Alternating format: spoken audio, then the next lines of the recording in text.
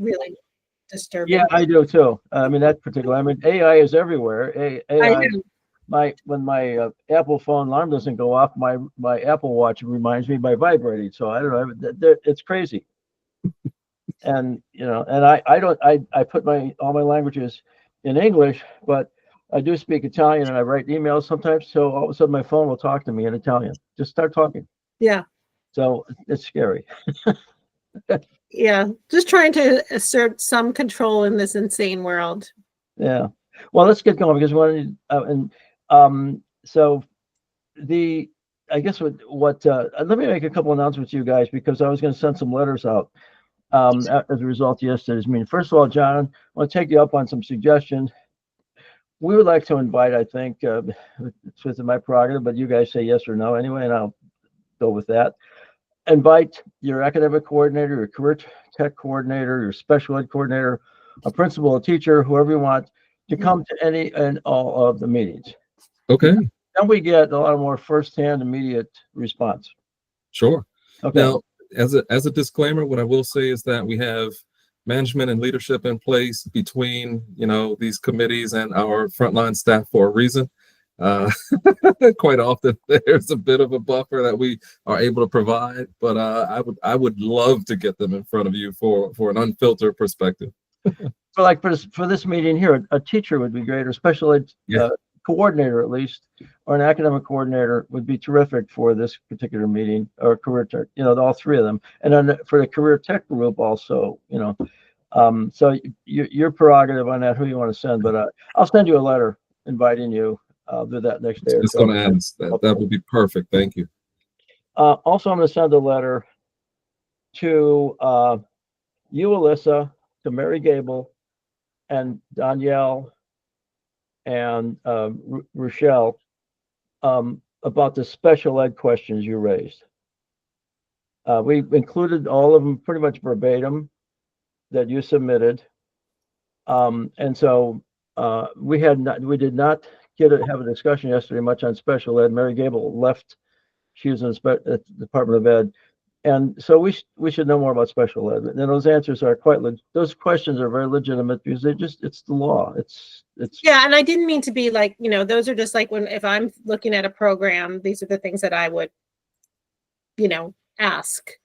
But if I know there was some concern that maybe there were too many questions, and if the group wanted to pare down but at minimum, the number of students with disabilities by disability, by age, and whether they've attempted to take the GED or passed the GED or taken any of the subject tests is kind of the basic, right? I mean, how can you evaluate participation? Mm-hmm. And I would assume that it's going to show, I don't know what it'll show, but it does really beg the question about whether the GED is an appropriate, I know it's in the law, mm-hmm. whether the GED is the most appropriate outcome or goal for a student with disabilities. Right. Yeah, and I think that's going to be a recommendation I would like to put in there at the end, that the state ought to take a look at this law with the GED being a high school diploma. I know it's difficult if for adult facilities or community colleges to provide a high school diploma and all that, so it's a big switch for people who are just about there, and then all of a sudden they got to start all over. Right. And so, yeah, I mean, we can report it. I don't think we can do anything about it. We don't have the power. But the question is good to ask. But it's not these questions. I mean, I've been involved with 3 lawsuits over the years on special ed. DC jail. I was the expert for special ed there about 10 years ago. And those are all legitimate, basic questions about special ed. So there's nothing. And I think the Maryland Department of Education has a big responsibility here. We had that for years. There'd be monitoring and reports and policies and procedures. So where are we with that? I mean, at the rate we're going with the federal government, who knows what they're going to do with it? But right now, this is what we have. I would recommend the assistant superintendent for special education is Antoine Hickman. I mean, Mary offered to get the information, so maybe that's the first place to start. But what I'm going to do is send the questions out. you're pretty much the way you have them and say, the three of you can write individually response or get together, but please get some response for the Okay. next commission meeting, which the best thing would be like the Friday before, which is the 28th. And so a coordinator response would actually be terrific.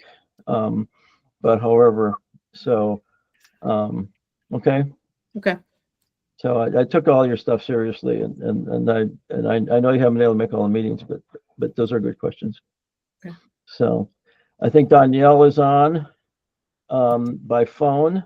Danielle, are you there? Earth to Danielle. There's pictures up there, but anyway, she might be able to hear us right now. Christian Grant is on, and okay. So those who just joined us, we're gonna try to get this done by 10:30. The questions that the group had put together were submitted to the commission yesterday. Oh, Danielle's on, terrific. And she's behind bars too in doing this, right? Yes, I'm out at a facility visiting right now, so doing a tour with my new deputy. So, did you have a question, or I heard my name? No. I just said I just announced. Let me just maybe go over what I just said for those who are new. I'm going to write a letter on behalf of the commission. First of all, to John, inviting him to for his folks, the academic coordinator, the career coordinator, special ed coordinator, a principal, a teacher, to participate in any of our meetings, subgroup meetings, commission meeting, whatever. So, because a lot of the questions, some people will have the answer right now because they did it yesterday, or they're involved with it, that we're a couple steps removed from, and even John is a couple steps removed from they're reporting him. So, I'm going to invite. I'm going to invite Mary Gable on behalf of Maryland Department of Education, Danielle, part of Public Safety, and Labor. I'm going to invite Rochelle Rubin to answer the special ed questions by the 28th, and they can do them as a group or individually. The special education questions that Alyssa submitted that we saw yesterday. And what else? So that's basically it. Because I think we need to dig deeper. I'm also going to write a letter to Rochelle saying, okay, where's the formatted data? She promised that, and Jonathan, you mentioned that they were doing it. So those questions that were being formatted, we still need the answers for that. So I'll write a letter to that, and everybody will be CC'd, so it'll be out there.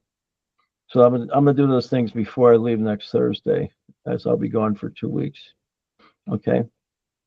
So are there any questions about doing any of that? I mean, I really want to keep digging. I think we need to have a discussion. Yesterday we had a discussion, and it was some of us are removed from some of the questions, and we're not really quite sure. We need to see some more data, and not that we're digging up, trying to point fingers, but we really need to discuss things with knowledge and immediate data. So. Okay. I had a question from yesterday for John for something that you had said. I know you mentioned as we were looking at those questions that you saw like what you would consider like some low-hanging fruit or some questions that you felt like could be easily. Could you tell us what those specifically are? Like what do you see when you look at that?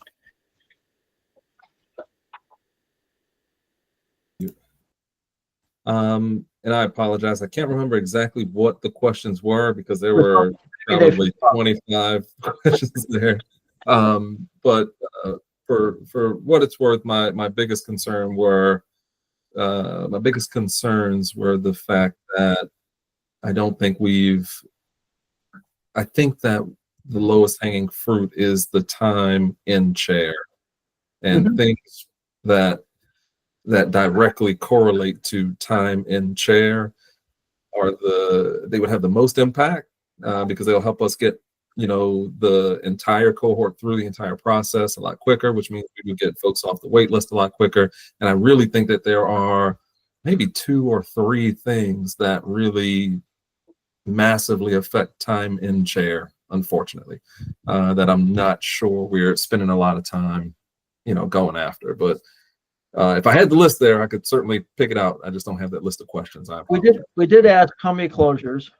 Yep. I'm not sure if we asked the question of whether or not how many hours a day does somebody go. I mean, technically, it's about 3 hours a day when you're assigned morning or afternoon, but not both. I'm with you.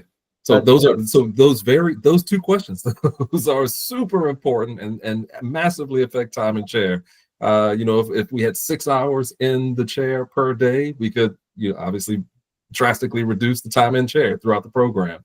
If closures weren't, you know, 50, I think in the document we said it's anywhere from 20 to 80% closures for school days. If we were to cut that in half, it would also, again, double the time in chair, which would half the time to get through the program, which obviously, like I said, I think that those particular questions are very few, but very massive in their ability to affect positive change on this.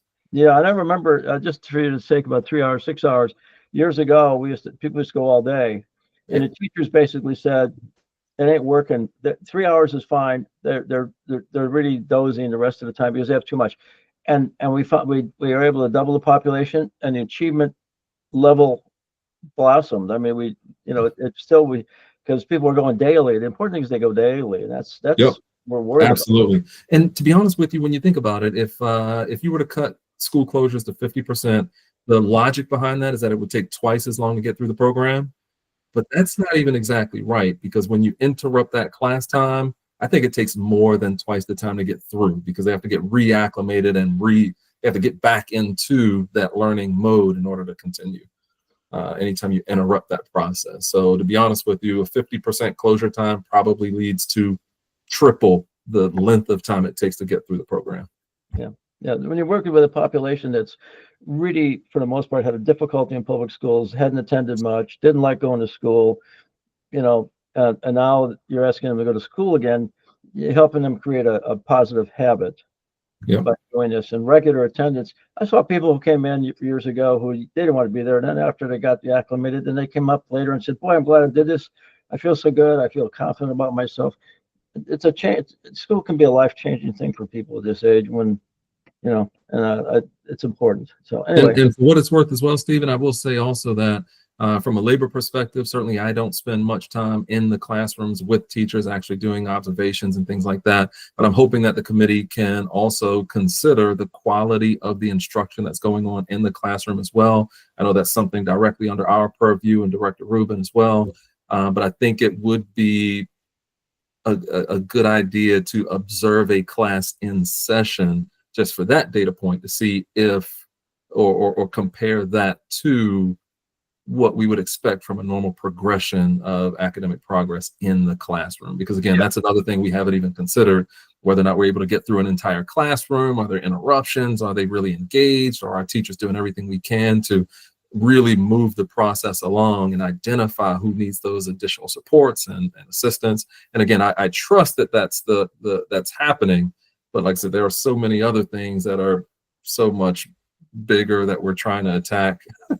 I think that is also another opportunity, at least specifically for labor, that we can get better as well, to shorten that time in the chair. Like I can't get back to that often enough. Like shortening that time in chair would double, triple, quadruple the number of GEDs that we are able to provide per year. And at the end of the day, I think that that's the primary metric that is leading a lot of these concerns. Right. And I'm concerned, as you said, quality. One of the questions for me is how much professional training are the teachers getting per year? Yep. I mean, we had professional associations and they'd have workshops and people would, were allowed to do that. Does that still happen? Are we bringing people in and taking time during semester break, for example, conducting some training? That's very important. And, how much is happening? And Alyssa alluded to some of that stuff in her questions for the special ed teachers. What's the quality of instruction? What kinds of instruction are going on? Because everybody with special ed needs has different modalities that they'd be working on more successfully than others. So yeah, it's hard to get at the total quality because you got to be there and watch. Yeah. And so, but I think this committee raised a lot of questions and we're still waiting, and we still need to get some more data. And so that's what we're going to try to do this next month and continue this discussion. I think we're getting more at the instructional program, mostly through this ABE GED committee, special ed committee, and career tech could too, if they would want to get more deeply involved. The higher ed is a little bit different kind of thing in that committee, but they're depending on a lower program for students for the most part. So Anyway, so I'm gonna, as I mentioned before, I'm gonna be gone from the 13th to the 28th. I will keep up with emails, and I don't know. We could see if you want to all meet while I'm gone. That's fine. So that was one of the questions that Ainsley and I wanted to ask you, and I can, you know. So is there between now and the next commission meeting? Do you all want to meet and talk? I mean, that's fine. I mean, I could see where some of you might want to meet to answer some of these questions, you know, or you can do that on your own. And Ainsley could have set them up, or however you want to work it. What's your thoughts? I think Jamal has his hand up. Jamal, you just talked over us, please. Just don't be shy.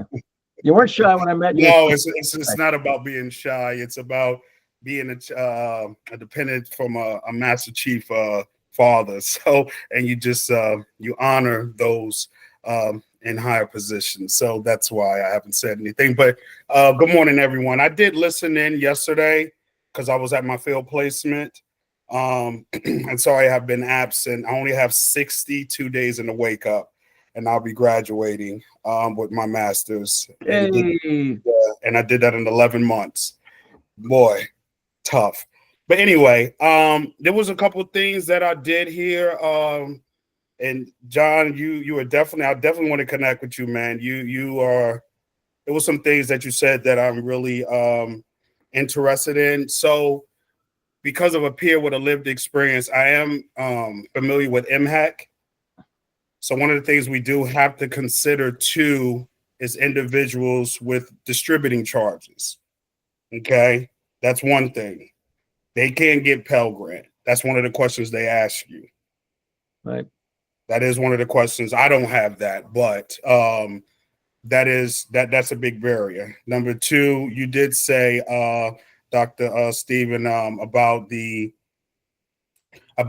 up the confidence, and then let alone also, you know, I did fill out the survey, and Annalisa, right? Annalisa. Okay. I want to butcher your name. Having individuals see other individuals who have overcome some barriers too, as peer with lived experience, like myself and other individuals, being in front of them seeing, okay, all right, if this guy or this woman did it, so can I. You know, does that make sense? It does. Because they get to see it from a lived experience. Number two, I did testify on SB 815. I know that's not our initiatives here, but it does help, let alone with House Bill 482 by Delegate Harrison. I did testify on that, and Ms. Dr. Stephen, that's when we've seen you. So I'm hoping these bills will assist. And I don't know if y'all got to see the email that I sent that kind of gave a breakdown. Yes. So you may want to consider that. Because that helps these barriers in them overlooking the 7 years, okay? Because I actually went through that myself, and that was just through persistence, you know, being persistent and consistent. So I was able to obtain my ADT, which is Alcohol and Drug Training Certification. It was a year-long process, which I did miss a couple job opportunities because of it, but these are some of the things. HVAC. Again, it just goes back initially what I said earlier about having our work in alignment with the laws, the bills that are here. And that is key, man. That is key. You mean for HVAC with the restrictions? That was just one, you know, right. HVAC and everything like that. Because you got to think, individuals got to have licenses to drive. Because some of the times you are driving the company's vehicles that these individuals coming out of incarceration, they don't have licenses. These are some of the little things that, you know. Big things. You're saying little. I'm the little guy here on the totem pole, but I'm just trying to give y'all another different perspective because like Steve said yesterday, because I did listen to the call to the end, which was all good stuff. But he said, certain things we're missing, and these are some of the critical things that we're missing. Would this help? the commission is going to have to say some things that we can't do too much about. One of them we just talked about with Alyssa, and the inability to change that the GED thing is not, that has to be a legislative thing. The things you're talking about, there, I saw studies that said there were 40,000 laws, regulations, and things that keep people from getting jobs or where they can work or where they can live and all that.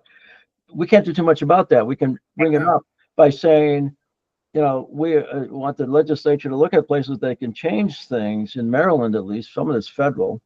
And, you know, the HVAC thing is, you can't work for a company that's home HVAC if you've had, you know, some felonies, because they're not, it's a restriction. They're not going to hire you. They're not going to let people that want you in their house, let's say. Right.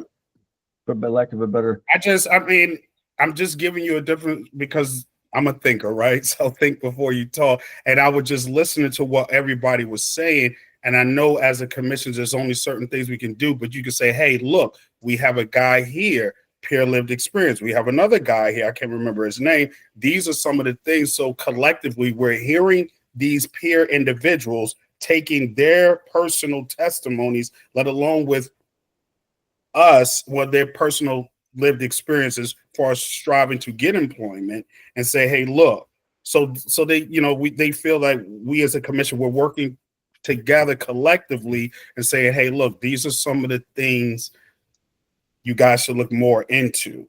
That's all I'm saying. In line with this HB 877, you know, Delegate Ampry came up with it. You didn't talk to Ainsley or me about it, and all of a sudden they're going to try to put no sunset on this. But now the more I think about it, this commission could serve with a function like this. We're going to do some recommendations. We don't know what they are yet. We have to work through this. We need all the data to do that. And we're going to write a report. And then what? Well, and then what is, why shouldn't there be a group in place that, you know, you got the CEC to work directly with the program. But what you're talking about is a more global thing over the programs that enables the programs to work better. And the commission can be looking at stuff, talking to people, coming up with recommendations to the legislature to fix things, to repair things, to put things that we need to, you know. I think that would be a terrific function for the commission. Like I said, I'm not going to run this commission forever, that's for sure, unless they start paying me big bucks.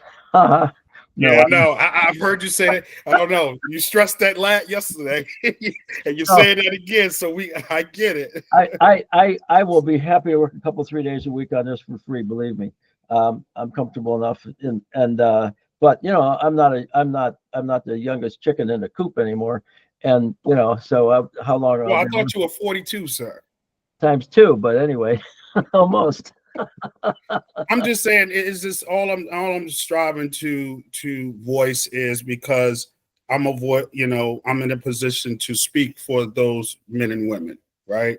I'm out here, I'm doing it. It wasn't easy, and I let them know that straight up. Yeah, and you and Ann and a few other people, I really relish and appreciate having you on this commission to create reality. We need several realities, and this is the biggest reality. People who are we serve, who are not coming out and trying to help, is terrific. And you know, keep us honest. Yeah. So again, I mean, you know, one of the things, like, you know, I'm sure Ann has probably filled it out too, and her significant other, you know, like we going in front of these individuals that's, you know, getting ready to come home, because that's a lot of the things they think about. They're thinking about all this, so much going on in their heads when, you know, per release. Okay. How am I going to get a job? How am I going to get here? Insurance. I got a baby on. I mean, it's just those little type of things. So I'm just striving to give you a different perspective or another viewpoint on some of these things that, you know, is, you know, concerning, but also they need hope. Right. They need hope. They need to see us out here who are being productive citizens and doing it. Okay. I think what you can do, it would be helpful, is when you see something that can be related directly to instruction, like some of this stuff can be done in these reentry classes, but helping people answer some of these questions and find resources and know where to go. Some of these things are laws that we need to change, you know, that regard programs. But if you look at it from the viewpoint of how we can help education do a better job and help us with that, and we can put a recommendation in the report, in the final report, and use it as a follow-up piece for the future. I gotta go in 2 minutes. and I can let you guys continue with Ainsley, but you know, I wanted to make sure everybody had a chance to at least you know, have a few, you know, mention a few things that they're concerned about, or add to whatever our discussion is before I go. So. I will just say that our meetings are scheduled for the second Friday of every month at 10 a.m. So hopefully all of you guys got an invite. If you didn't, please feel free to email me and I will definitely make sure that everybody gets the invites. So our next meeting is scheduled for April 11th at 10 a.m. Hey, Ainsley, this is a question. Did we also receive it? I got the invite. Did we receive an agenda? For this, no. Okay. I will definitely make sure to send agendas in the future. Thank you. Yeah. Oh, okay. Yep. All right, cool. Just for my own understanding of like, you know, how are we spending this time, right? What is our kind of function and role as the participants? Like, what do you need from us? So yeah, thank you. Yes, The definitely. agenda, if there was one, was the list of questions we came up with at the last couple of meetings of the ABE GED people, and each subcommittee had theirs, and we listed them for the commission meeting yesterday. So that's sort of what we've been talking about, you know. And I didn't put together a specific agenda for today after yesterday's meeting. So, okay. Okay, so we're still so that's helpful. So we are still finalizing our response to the response. Yeah, you can continue to meet if you want to meet in the during March here, or if you want to add another meeting, but we're going to continue with the response. I'm going to send out, and you'll be copied, everybody on the commission and on the stakeholders group. We'll send out 3 letters in the next few days to people on special ed issues, on data collection that we still haven't got, and just in general to the commission about where we're going with all this stuff. And everybody, Okay, great. and Great. I'll look out for that. questions and things again. Okay. Okay. So Great. I'm Thank you. going to tune out and let Ainsley finish it up with you guys, and I'll talk to you later. And so if I don't see you in a month, I may send pictures from the Rhine River if you like, but I don't want to be so silly. I mean, I'm going to enjoy myself. And I hope you have a good month. And I'll be watching everything and communicating with Ainsley. So thank you all for your hard work. And Safe travels, Steve. yes, thank you. Bye-bye. Enjoy your time off. Yeah, I got a shirt that says I didn't vote for Trump because the Europeans are all pissed off. Ah! Seriously, if it happens, Help me get Pinky in the Brain out of the White House. I may not be let back in the country. Anyway, see ya. Enjoy, everybody. Bye-bye. Yeah, and I think we're good to end the meeting. So Okay. See you all. y'all. Have a good weekend. Ains, oh crap. All right.